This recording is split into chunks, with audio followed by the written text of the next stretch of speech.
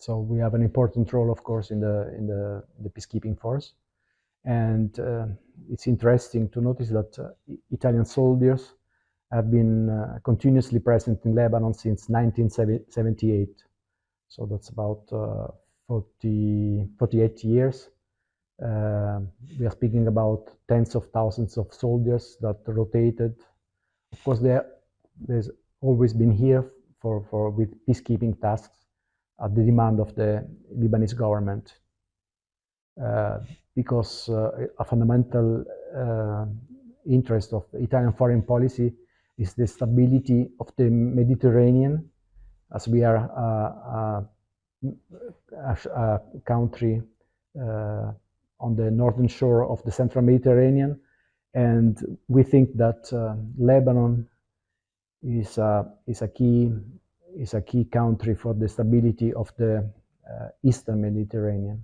So that's why that proves why we have been conducting these peacekeeping missions in Lebanon for so many years. Yeah, I think we should ask ourselves what would have happened if there would have not been a UNIFIL, a buffer force between Hezbollah and Israel. I think the war would have started much earlier than 2024. And we should also keep in mind that there were some demands of withdrawal by Israel addressed to UNIFIL at the eve of the conflict, the more intense phase of the conflict, and UNIFIL did not comply. So they remained under fire. They got fire from the two sides, from Israel and from Hezbollah. And there were some wounded soldiers, and they stayed throughout the two months of the conflict.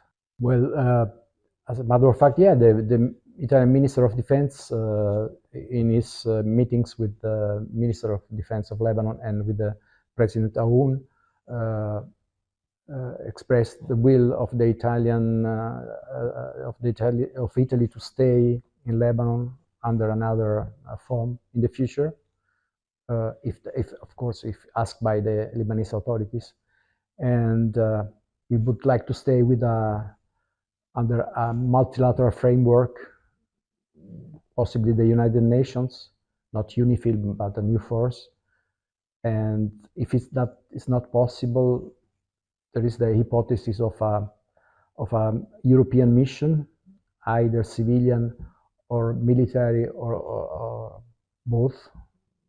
And if that would not be possible, then we would like to stay with the national flag as an Italian mission, bilateral mission. As a matter of fact, we have already a bilateral mission today in Lebanon.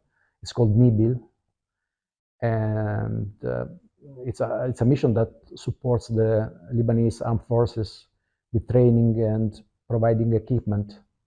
Not with monitoring tasks. So the task assigned to the future missions should be decided by the Lebanese government, and also the area of deployment, if it includes also the areas out of the Litani or the rest of the country. It depends. Yeah, there is an international consensus about the reform progressing, and to reach a situation where there is a complete rule of law, sound financial situation of the country, internal peace between communities and with neighboring countries. I think this is an achievable dream, and we are making important steps toward this. And of course, the international community supports Lebanon in all forms, on the military side by supporting the LAF and the ISF, and on the economic side with aid. The European Union, the member countries, are by far the biggest donors for Lebanon.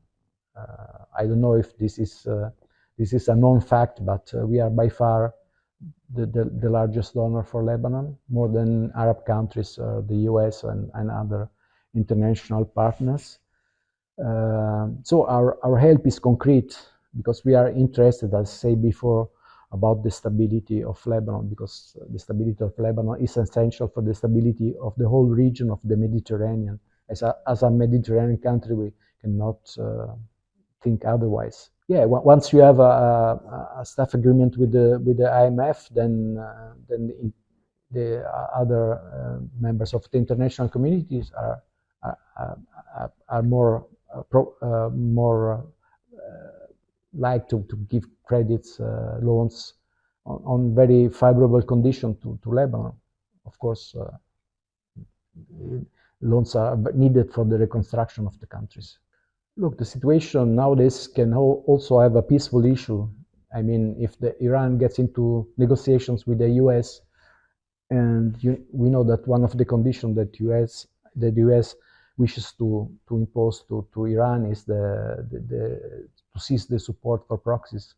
Then if in this case, with a peaceful issue, Iran would stop supporting Hezbollah. So Hezbollah is constrained to move into full political party and leave the military side,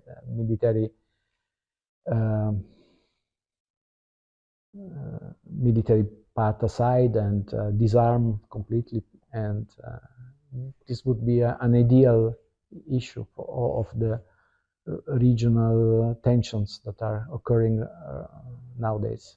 And it's also a way for Iran itself to avoid an attack by the US or Israel. And of course, we would also wish the Iranian regime to reform peacefully and take into account the needs of the population. I think we are on the right path to consolidate the country.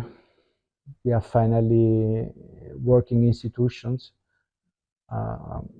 government that is working quite well. They started the financial reforms. We had municipal elections, so it's important that we go on this path, that political election will take place, and there is an agreement with the International Monetary Fund.